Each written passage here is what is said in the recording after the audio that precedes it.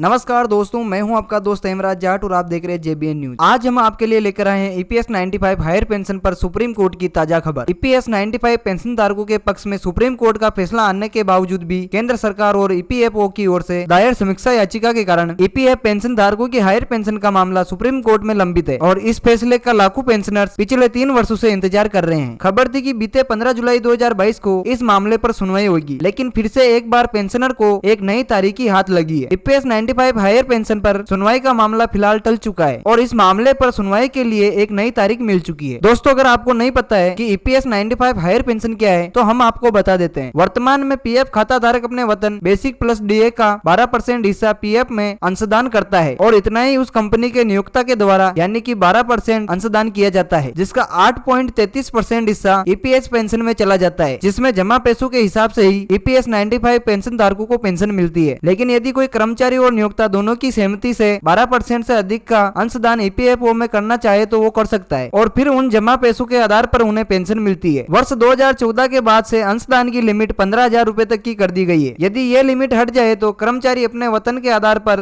अंशदान कर सकता है और पेंशन प्राप्त कर सकता है, जिसे हायर पेंशन कहते हैं, जिसे वर्ष 2014 के बाद से बंद कर दिया गया है, जिसे पुनः शुरू करने संबंधी मामला सुप्रीम कोर्ट में समीक्षा याचिका के तौर पर पेंडिंग है। ईपीएस 95 पेंशन धारकों के पक्ष में फैसला सुनाते हुए केरला हाई कोर्ट ने फैसला सुनाया था कि यदि पेंशनर चाहे तो वह अपनी पूरी वेतन पर भी अंशदान कर सकता है और कर्मचारियों को उनकी पूरी सैलरी के हिसाब से ही पेंशन का भुगतान होना चाहिए। केरला हाई कोर्ट ने इस फैसले को नहीं मानते हुए केंद्र सरकार और ईपीएफओ ने इस मामले को सुप्रीम कोर्ट में ले गया। सुप्रीम कोर्ट ने भी 1 अप्रैल 2019 को केरला हाई कोर्ट के फैसले को बरकरार रखा और कहा कि कर्मचारियों को उनकी पूरी वेतन के आधार पर पेंशन दे, जिसके बाद कर्मचारियों की पेंशन में 100% तक की वृद्धि हो सकती थी। लेकिन केंद्र सरकार और ईपीएफओ ने फिर से सुप्रीम कोर्ट को इस मामले पर विचार करने के लिए समीक्षा याचिका दायर की, जिस पर कई बार तारीखों पर तारीख बढ़ती जा रही है, लेकिन कोई अंतिम फैसला निकल कर नहीं आया है। पहले भी कई बार तारीखों पर तारीख बढ़ाने के बाद खबर थी कि बीते शुक्रवार 15/7/2022 को हायर पेंशन संबंधी इन मामलों पर सुनवाई होगी, लेकिन ऐसा नहीं हुआ और अब सुप्रीम कोर्ट में